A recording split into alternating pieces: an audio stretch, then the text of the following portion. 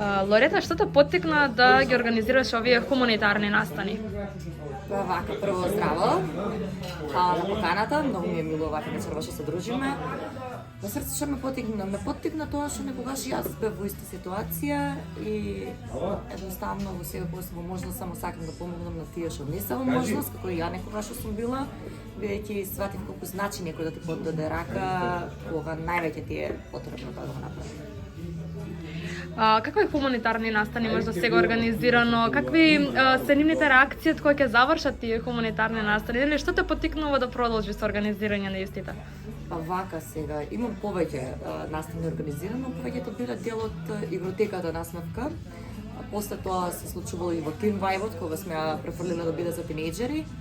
Па што ме поттикна? Ме поттикна самата ситуација на луѓето кога ќе ги видиш уствари во која ситуација се дојдени,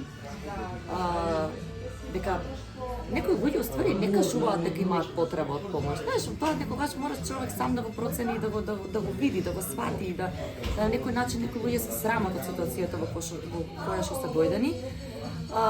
Сум го работела тоа највеќе. Знаеш како, таа насмевка нема цена. Значи, крајот од вечерта, уствари, кога ќе видиш што си сработил и како си сработил, едно благодарам и еден благослов, нема цена. Посебно не на ова време, не време во кое што живееме. Кои се твоите идни планови? Дали, например, следната година здраве, бидејќи нели сега не се добаат овие новогодишни празници, имаш некаква замисла, некаква визија која што сакаш да ја оствариш, а која што е поврзана токму со онаа хуманост која што имаш во себе?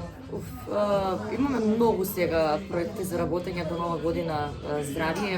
Морам да кажам дека во среда сме во училиштето Маца Овчарова. Ќе се дружиме со 45 дечиња, кои што знаеме и ни информираат дека од не чекаат.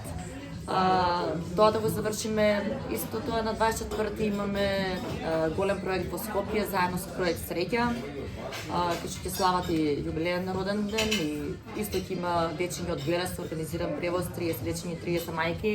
Значи имаме многу проекти до нова година, али здравје Боже, 2026 година така малку со поголеми сили.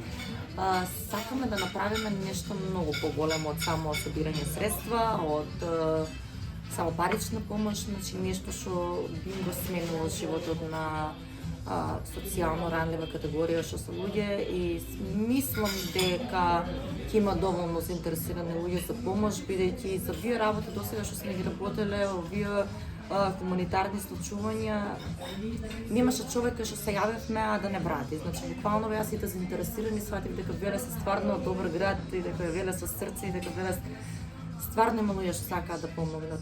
Можеби само им требало од некој човек да ги поттикне во тоа, да им даде насока, и ние секогаш знаеме каде и на кого му е потребно стварно навистина помош. Ти благодарам.